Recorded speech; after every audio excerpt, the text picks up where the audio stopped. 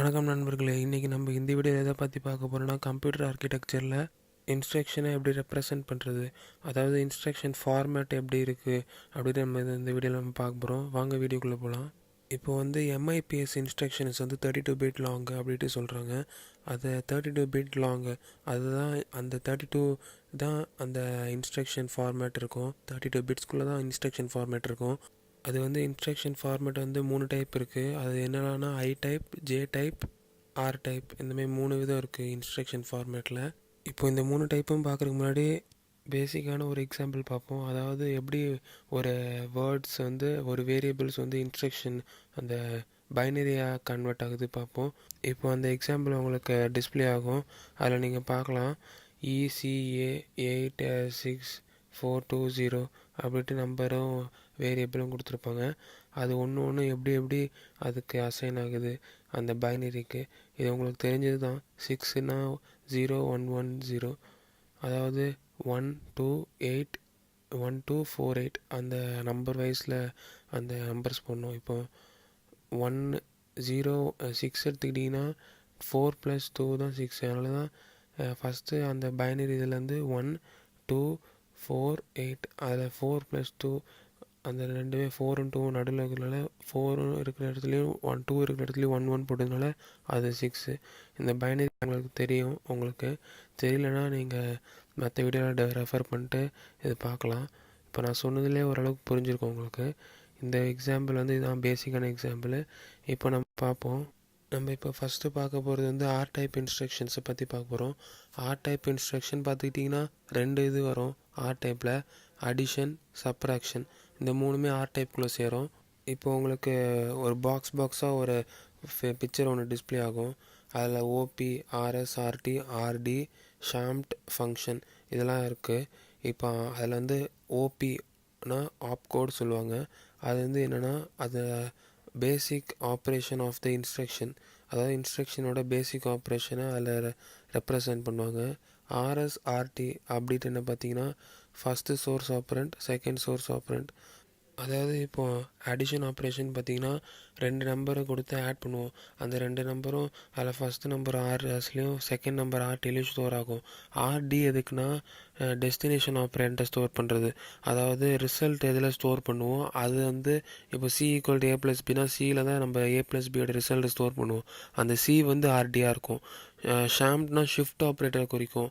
ஏதாவது ஷிஃப்ட்டு நடக்குதா, அதனால் அடிஷனும் சப்ராக்ஷனில் எந்த ஷிஃப்ட்டு நடக்க போகிறதில்ல. அதனால் ஷிஃப்ட்டு எப்பவுமே அடிஷனும் சப்ராக்ஷனில் 0 தான் இருக்கும். ஃபங்க்ஷன் அந்த அடிஷன் சப்ராக்ஷனோட ஃபங்க்ஷன் குறிக்கும். ஃபங்க்ஷனுக்கிட்ட ஒரு நம்பர் இருக்கும். இப்போ அடிஷன் எடுத்துக்கிட்டிங்கன்னா 32 இருக்கும். சப்ராக்ஷன் எடுத்துக்கிட்டிங்கன்னா 34 வரும் ஃபங்க்ஷனுக்கு. அதை ஃபங்க்ஷன் சொல்ல மாட்டாங்க, ஃபங்க்ஷன் கோட் அப்படின்ட்டு சொல்லுவாங்க. இப்போ உங்களுக்கு ஸ்க்ரீனில் ஒரு எக்ஸாம்பிள் டிஸ்பிளே ஆகும். அதில் நீங்கள் பார்க்கலாம் ஆடு வச்சு ஒரு எக்ஸாம்பிள். அதில் நீங்கள் பார்க்கலாம் ஆப்கோடில் 0, அடிஷனுக்கு சப்ராக்ஷனுக்கும் ஆப்கோடு 0 தான் இருக்கும். அப்புறம் பார்த்தீங்கன்னா ஃபஸ்ட்டு இது S1 வேல்யூ 17. அதாவது இப்போது S0லேருந்து S7 அதுவும் நான் காமிக்கிறேன். இப்போ ஒரு பிக்சர் உங்களுக்கு டிஸ்பிளே ஆகும். அதில் நீங்கள் பார்க்கலாம் S0 to S7 16 to 23 values assign ஆகும். T0 to T7க்கு 8 to 15 values assign ஆகும். அதனால் அதைப்படி பார்த்தா S1க்கு 17, S2க்கு 18, T0க்கு 8. அப்புறம் ஷிஃப்ட் எதுவுமே இல்லை, அதனால் 0. அப்புறம் 32 நான் சொன்னமே ஃபங்க்ஷன் கோடு ஆடுக்கு 32. அதனால தான் அந்த 32 அதில் இருக்க ஃபங்க்ஷன் இருக்கிற இடத்துல. இதுதான் ஒரு ஆர் டைப்போட ரெப்ரசன்டேஷன் ஃபார் அடிஷனு. இதேமாதிரி தான் சப்ராக்ஷன் இருக்கும். சப்ராக்ஷனுக்கு என்ன சேஞ்ச் மட்டும் இருக்குன்னா அந்த ஃபங்க்ஷனுக்கு கோடு இருக்கிற இடத்துல 34 இருக்கும். 34 இருந்தால் சப்ராக்ஷன்.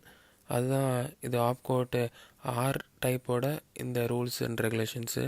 இப்போ நம்ம ஐ டைப்பை பார்ப்போம். ஐ டைப்பில் என்னெல்லாம் வரும்னா add immediate, load word, store word, இதில் தான் ஐ டைப்பில் வரும்.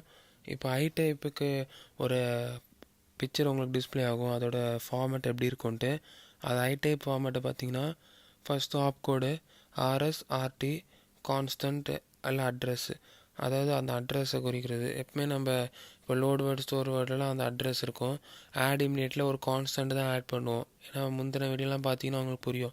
ஆட் வித் இமிடியேட்டில் எப்பவுமே ஒரு கான்ஸ்டன்ட் ஆட் பண்ணுவோம். அது வந்து இந்த கான்ஸ்டன்ட் இருக்கிற இடத்துல போட்டுக்கலாம்.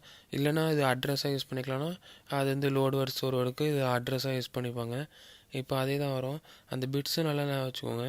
ஆப் கோடுக்கு 6 பிட்ஸு, ஆர்எஸ்ஆர்டிக்கு 5 பிட்ஸ், கான்ஸ்டன்ட்டுக்கு 16, டோட்டலாக 32 பிட்ஸ் இருக்கும்.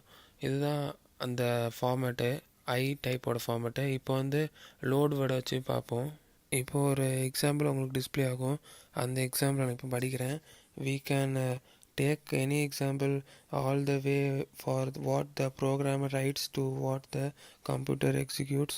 If $t1 has the base of the array a and $s2 corresponds to h, the assignment statements a of 300 equal to h plus a of 300 is compiled into அவங்களே கொடுத்துட்றாங்க அந்த இது instruction ஃபார்மேட்டை.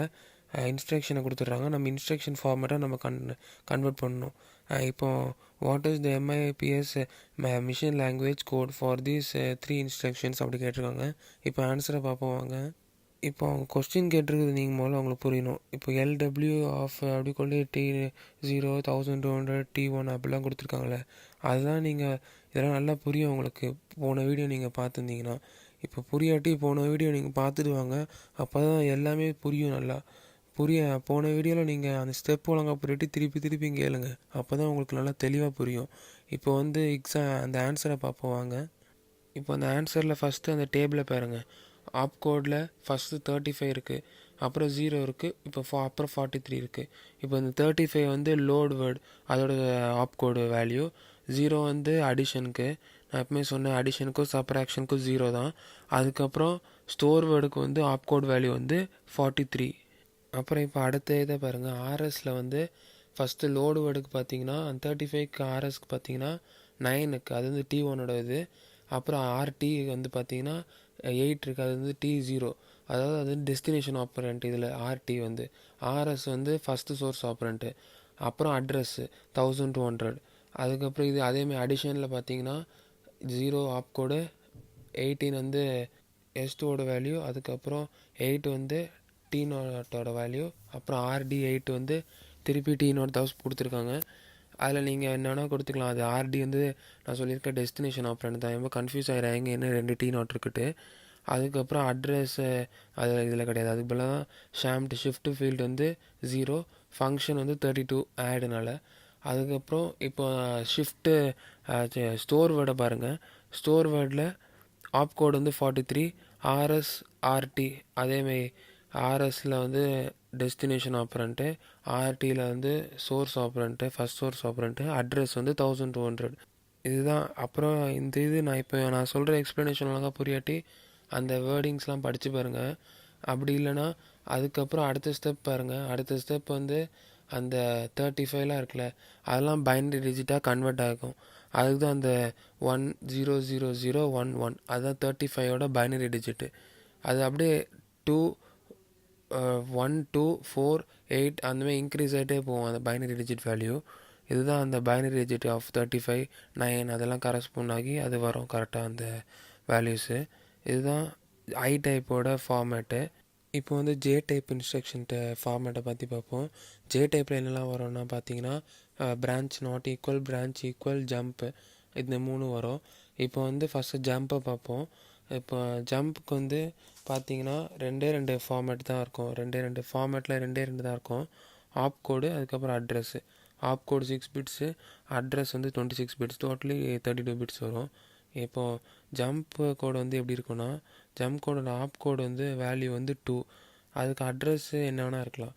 இப்போது அடுத்தது இப்போது branch not equal, branch ஈக்குவல்னு சொல்லிடுறேன். அதுக்கப்புறம் ஒரு எக்ஸாம்பிளை பார்ப்போம் எல்லாத்துக்கும் சேர்த்து. இப்போது பிரான்ச் நாட் ஈக்குவல் பார்த்தீங்கன்னா அதுக்கு வந்து ஆப் கோட் RSRT, அதுக்கப்புறம் அட்ரஸ் ஃபீல்டு, அதாவது லோட் வேர்டு ஸ்டோர் வேர்டுக்கு இருக்கிற மாதிரி தான் இதுக்கும் இருக்கும். வேறு எதுவும் பெரிய வித்தியாசம்லாம் இல்லை. இப்போ ஒரு எக்ஸாம்பிள் உங்களுக்கு ஒன்று டிஸ்பிளே ஆகும், அதில் நீங்கள் பார்க்கலாம். இப்போ வந்து ஜம்புக்கு அதில் பாருங்கள். மற்றதெல்லாம் ஆட்லாம் உங்களுக்கு தெரிஞ்சது தான். இப்போ பிரான்ச் நாட் ஈக்குவலுக்கும் ஜம்புக்கும் நான் சொல்கிறேன். இப்போ ஆன்சருக்கு ஒரு ஃபோட்டோ உங்களுக்கு டிஸ்பிளே ஆகும். அதில் வந்து 80012 அந்த மெமரி அட்ரஸ் தான் அந்த பிரான்ச் நாட் ஈக்குவலோட ஃபார்மேட்டு, இன்ஸ்ட்ரக்ஷன் ஃபார்மேட்டு.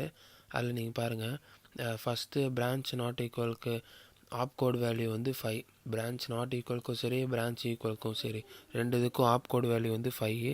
அதுக்கப்புறம் அதே தான் ஆர்எஸ், ஆர்டி டெஸ்டினேஷன் ஆப்ரண்ட்டு, ஆர்எஸ் வந்து ஃபஸ்ட் சோர்ஸ் ஆப்ரண்ட்டு. அதுக்கப்புறம் வந்து அட்ரஸ் வந்து எக்ஸிஸ்ட்னால 2 அப்படி இருக்குது.